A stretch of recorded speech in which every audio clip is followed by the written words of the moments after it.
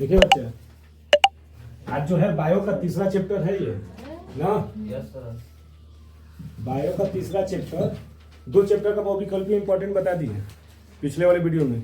जय प्रक्रम और नियंत्रण और समन्वय दोनों का खत्म हो गया है।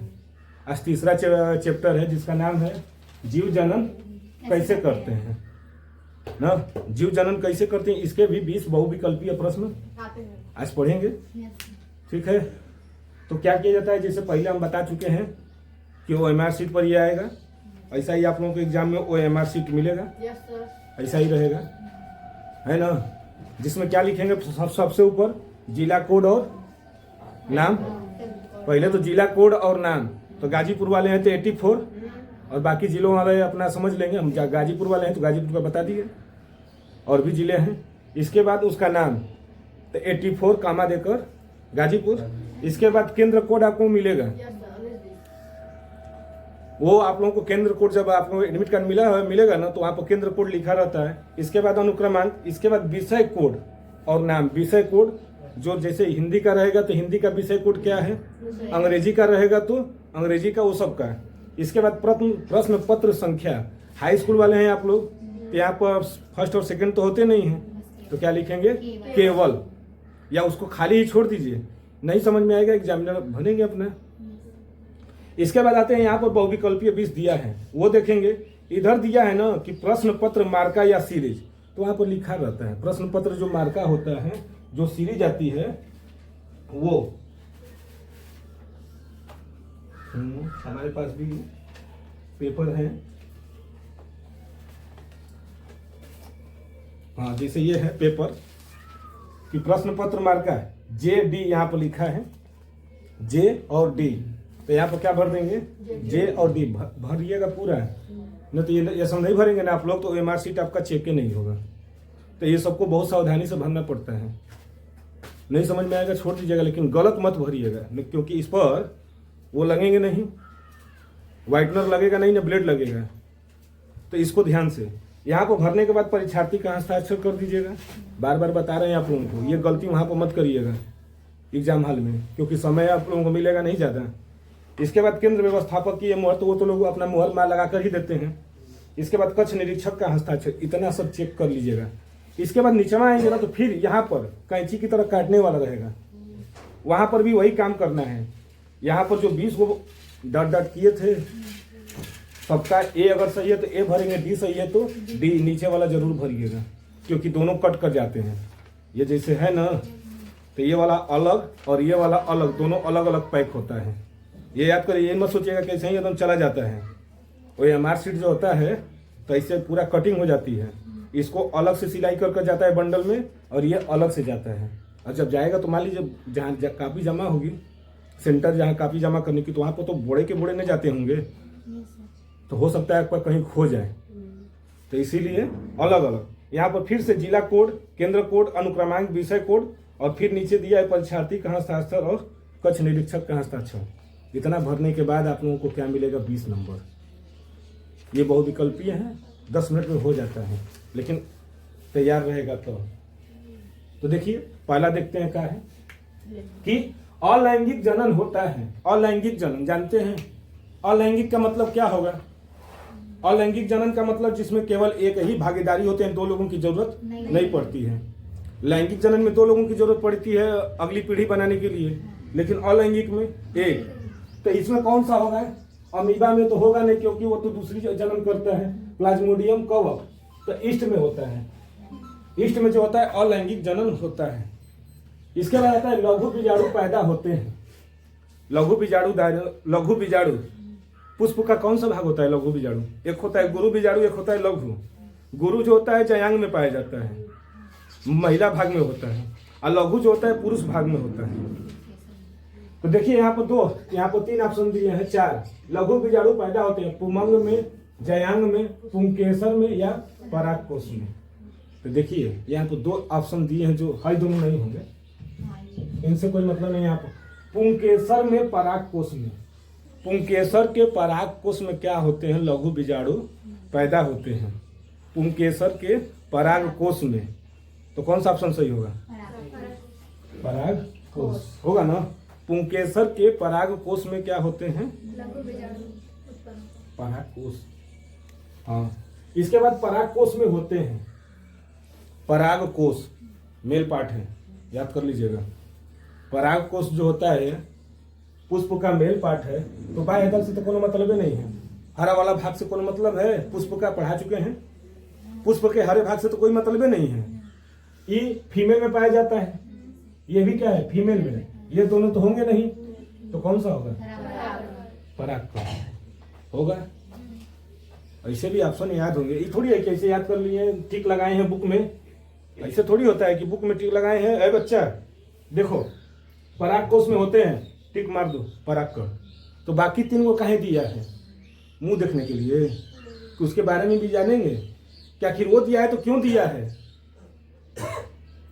ऐसा ही हो जाएगा, उसको भी देखना पड़ता है कि वो आखिर है तो है क्या। इसी तरह देखिए, कीट परागण होता है। कीट परागण, कीट जानते हैं ना? तो देखिए, हाई वाला को तो अनुमति नहीं है, कोई नहीं। वायलिसनेरिया जो होता है जल में पाया जाता है। वायलिसनेरिया में जो परागण होता है वो जल परागण होता है। जो फूल जो होता है जमीन के पानी में तो सतह पर इसके पुष्प आते हैं, परागण आते हैं, तो जब उस पर बैठता है ना तो उसके परागकण क्या करते हैं? जल द्वारा होता है ये।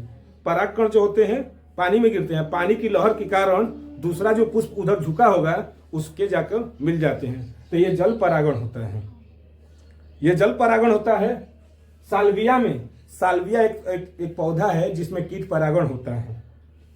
मक्का तो आप लोग जानते ही हैं, हवा के द्वारा भी हो जाता है, कि कौवे के द्वारा भी हो सकता है, माने पक्षियों के द्वारा भी, जंतुओं के द्वारा होता है। लेकिन यहाँ पर सिर्फ एक ही चीज पूछा है कि कीट के द्वारा ही होगा, तो किसमें होगा? साल्विया में। एक एक का मतलब होता है। वो विकल्पी का मतलब क्या है कि जब दिया है तो चारों के ऑप्शन का मतलब पूछिए कि इसका मतलब क्या होगा। नहीं तो नहीं, कोई बात नहीं। अब यहाँ पर देखिए, परागकण का जनन केंद्रक नर युग्मक बनाता है। इसमें तो जाहिर सी बात है, इससे ज्यादा कुछ होता नहीं है, क्योंकि इसमें दिया है संख्या। तो देखिए, परागकण का नर केंद्रक नर युग्मक बनाता है। दो बनाता है बच्चा, दो बनाता है। इससे अब हाई स्कूल से नहीं मतलब है। और उसी तरह ये है, परागनली में नर युग्मक की संख्या होती है, ये भी दो ही होती है। परागनली की संख्या दो होती है।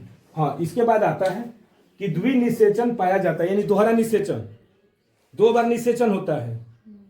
तो वो किस में पाया जाता है? तो जंतु तो दो बार करते नहीं है, जंतु करेंगे नहीं, एक ही बार होता है इनका। शैवाल में होता नहीं, क्योंकि ये कायिक प्रवर्धन है, माने ये अलग से शैवाल का जानते ही हैं।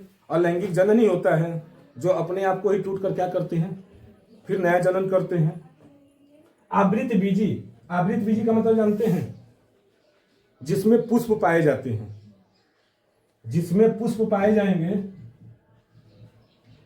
उन्हें आवृत बीजी पौधे कहते हैं।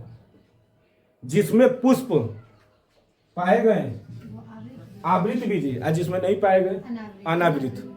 तो दोबारा निषेचन पूछ रहा है। इसमें पुष्प नहीं पाए जाएंगे तो निषेचन की बात ये नहीं है। जिसमें पुष्प नहीं पाए जाएंगे तो नई जनन तो होगी नहीं, तो किसमें होगा? आवृत बीजी में। जिसमें याद कर लीजिएगा, आवृत अनावृत। अनावृत में पुष्प नहीं पाए जाते हैं, और आवृत में आवृत माने बार बार आना, आवृत यानी बार बार आना। क्या आना? बीज। तो जिसमें पुष्प लगा रहेगा उसी में ना बार बार बीज आएगा, और जिसमें पुष्प लगा ही नहीं है बीज आएंगे नहीं, तो इसीलिए क्या हो जाते हैं? अनावृत बीजी पौधे। इसके बाद निषेचन के बाद पुष्प का कौन सा भाग फल में बदलता है? कौन सा भाग फल में बदल जाएगा? पुंकेसर से कोई मतलब है? इससे तो कोनो मतलब ही नहीं है। वर्तिका, इसमें तो निषेचन होता है, स्टाइल में तो निषेचन होता है, इससे भी नहीं मतलब। अंडाशय, बीज जो होता है किसमें बदल? बीजांड जो होता है, बीज बीजांड में बदलता है, अब बीजांड फल में बदल जाता है। बीज जो होते हैं बीजांड में, अब बीजांड फल में बदल जाते हैं। समझ गए? इसके बाद आता है, एक पुष्प के स्त्री केसर के मध्य भाग को क्या कहते हैं? एक पुष्प है ना, यहां पर कौन सा हो जाता है? वर्तिकाग्र, है वर्तिका, का हो जाएगा। अंडा से तीन ना होते हैं, तो मध्य वाला भाग क्या कहलाएगा? वो डी लिखे हैं, बी रहेगा। हाँ वर्तिका स्टाइल। स्टाइल होगा ना, क्योंकि यही है ना, बीच वाला भाग पूछा है तो क्या हो जाएगा? वर्तिका है, सबसे ऊपर पाया जाता है ना। आखिरी चल रहा है चरण, अंतिम वार है, फिर मौका नहीं मिलेगा पढ़ने का। तो चारों को ऑप्शनवा जो दिया है ना, तो चारों का मतलब भी समझिए, नहीं तो फिर मतलब समझ खत्म। अगर हम कहते कि ठीक है बच्चा देखो, एक पुष्प के वो स्त्री केसर के मध्य भाग को कहते हैं मार दो, एकदम हो गया, वर्तिका सही है, तो और क्यों कहीं दिया है, उसका मतलब क्या होगा? ये भी तो जान गए। यहाँ पर मध्य के ऊपर अगर हम यहाँ पर सबसे ऊपरी लिख देते तो ऊपरी भाग को क्या कहते हैं? वर्तिका कहना पड़ता है। निचले भाग को कहते हैं तो अंडाशय होता है ना। तो ये सब अब बदल देगा समय, ये थोड़ी है कि यही आएगा। हो सकता है कि ऊपरी लिखा हो सकता है निचली लिखा हो, या हो सकता है कि कौन सा इसमें पतला वाला भाग होता है। एक स्त्री केसर के सबसे पतले भाग को क्या कहते हैं? ऑप्शन में यही रहेगा, बस यहाँ पर है मसला चेंज कर देगा। तो आप लोग तो कहेंगे कि सर जी पढ़े रहे नहीं, यही नहीं बोलेंगे आप लोग? सीधे कह देंगे अरे हम लोग जानते हैं, कह देंगे। आप लोग आकर कहेंगे सर जी हमको कुछ नहीं, हम पढ़े ले काज नहीं, का पढ़े रहा उतना दिन से, साल भर कुछ नहीं किए हैं। तो एक एक का मतलब होता है। देखिए इसके बाद आता है कि पुष्पीय पादपों में निषेचन होता है। पुष्पीय पादपों में निषेचन कहाँ होता है? यहाँ पर हो गया ना गड़बड़ा, बीजांड में होगा नहीं, अंडाशय में, पराग नलिका में, या फिर भ्रूण कोश में, किसमें होगा? अंडाशय में होता है।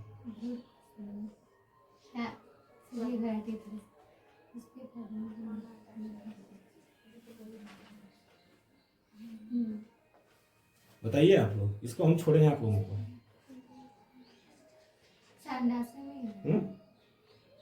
ये हम आप लोगों को छोड़े हैं, हम नहीं कुछ कहेंगे।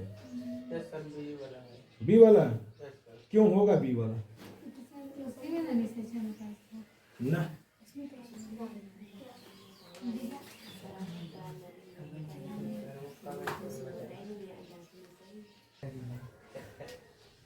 देखिए पुष्पीय पादपों में निषेचन जानते हैं, यहाँ पर थोड़ा सा गड़बड़ा गया है ना, इसको हटा दीजिए, इससे कोई मतलब ही नहीं है। बीजांड के पुष्पीय पादप के जो बीजांड होते हैं ना, बीजांड के भ्रूण कोश में निषेचन होता है।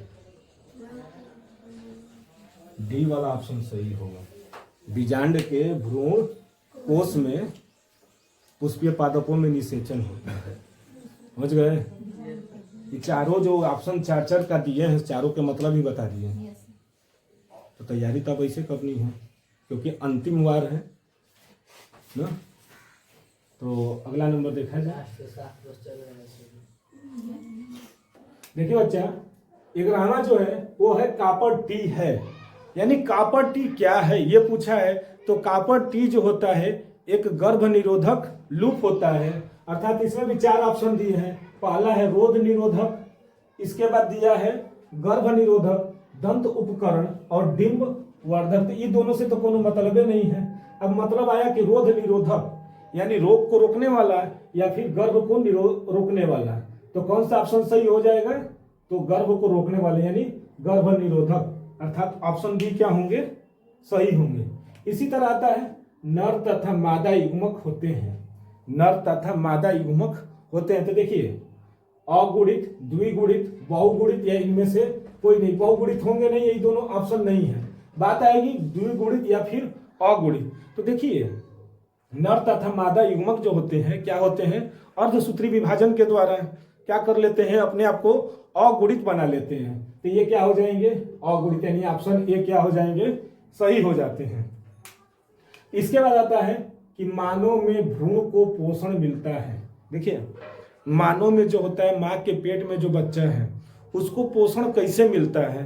तो माँ का जो पेट, जो भ्रूण का जो होता है और माँ का, तो भ्रूण को जो पोषण मिलेंगे तो माँ के नाभि से और भ्रूण के नाभि से एक नली लगी रहती है जिसका नाम होता है प्लेसेंटा।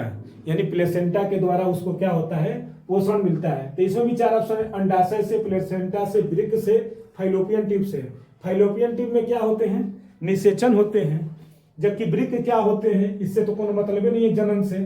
अब आती है अंडाशय, इससे भी कोई मतलब नहीं है, किससे है, तो प्लेसेंटा से क्या होते हैं, पोषण प्राप्त होते हैं। इसके बाद आता है मनुष्य में भ्रूण का परिवर्धन होता है, अर्थात माँ के पेट में जो बच्चा है यानी जो भ्रूण है उसका विकास कहाँ पर होता है, तो यहाँ पर भी 4 ऑप्शन है।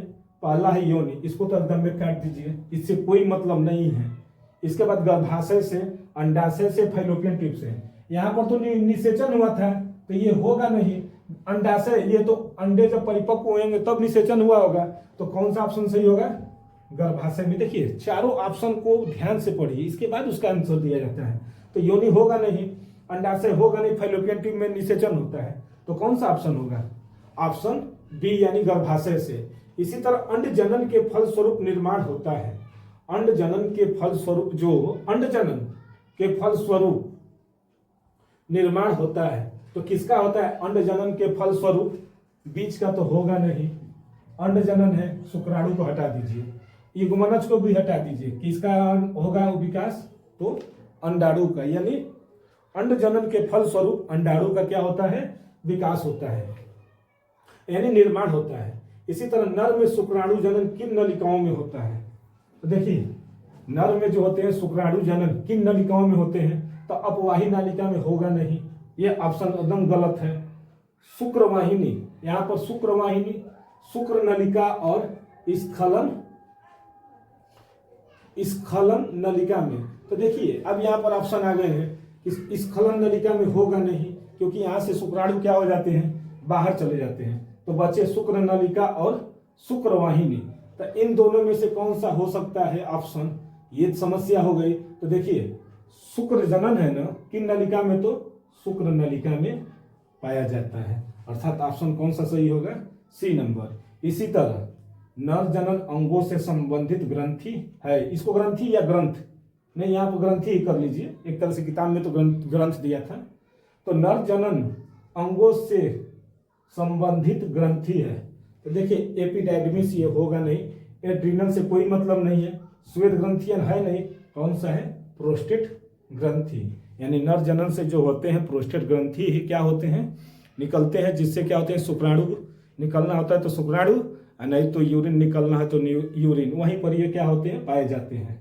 इसके बाद आता है निम्न में से कौन मानव में मादा जनन तंत्र का भाग नहीं है। मानव में मादा जनन तंत्र का भाग नहीं है, अंडाशय, अंडाशय तो मादा में पाए जाते हैं, गर्भाशय भी पाया जाता है, शुक्रवाहिनी, योनि, योनि भी पाया जाता है, क्या नहीं पाया जाता है, तो शुक्रवाहिनी जो होता है मादा में नहीं पाया जाता है। इसी तरह आता है परिवार नियोजन की अस्थायी विधि नहीं है।